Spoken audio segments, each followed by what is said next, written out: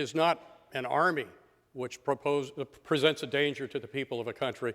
It's the civilian government that feels obligated to send it hither and yon for its own political purposes. That, to me, seems to be the great danger.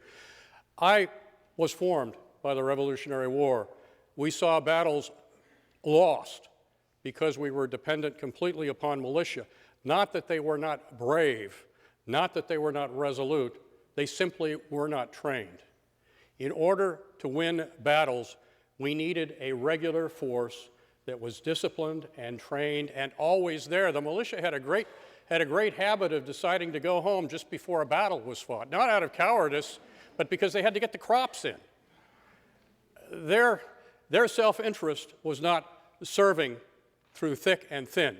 We needed a regular armed force to do that, and Mr. Jefferson's right. The history of the ancient peoples is rife with armies being used to usurp the powers of ordinary people.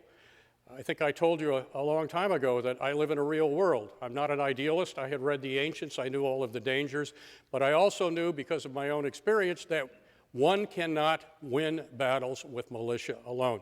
That, unfortunately, was not an experience that you had, Mr. Jefferson, and I think because of it, your view was different. Well, the question is about, this is the anniversary of Yorktown. I think that's more appropriate for you. Well, let me say I was the officer of the day, that particular day, and I witnessed the ceremony. It was a great day in my life. I knew that the British were, even though the war did not end for another 2 years, I knew that they were effectively finished. We had, by that time, destroyed 2 complete armies. There was no national will in Britain to send another one. Saratoga had been a great American victory. I think my father-in-law deserved a great deal more credit for winning that battle than he was given, General Philip Schuyler, but that's another story. Yorktown was a great victory, and I must say that without the French, it would never have happened. We had the benefit of their fleet, we had the benefit of many of their soldiers, and the next time any of you want to eat freedom fries, remember, we owe a great deal to the people of France. We do. I think it's incumbent upon you, as you face elections, to make sure that only fit people are elected by you. And that requires that you will learn as much as you can about them. Learn about how they have lived their lives.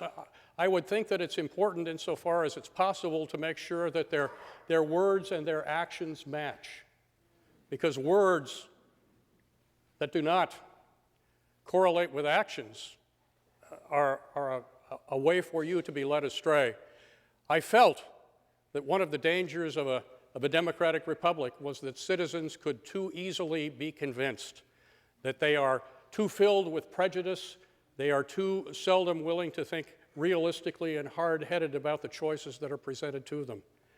I say, put aside your prejudices, think as clearly as you can about what is at stake, and elect the most fit people who are running.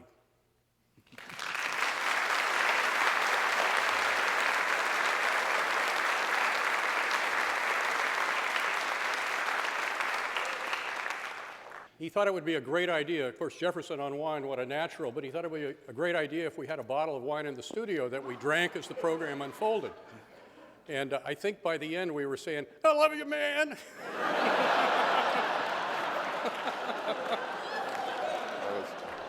That was Bill, not Hamilton.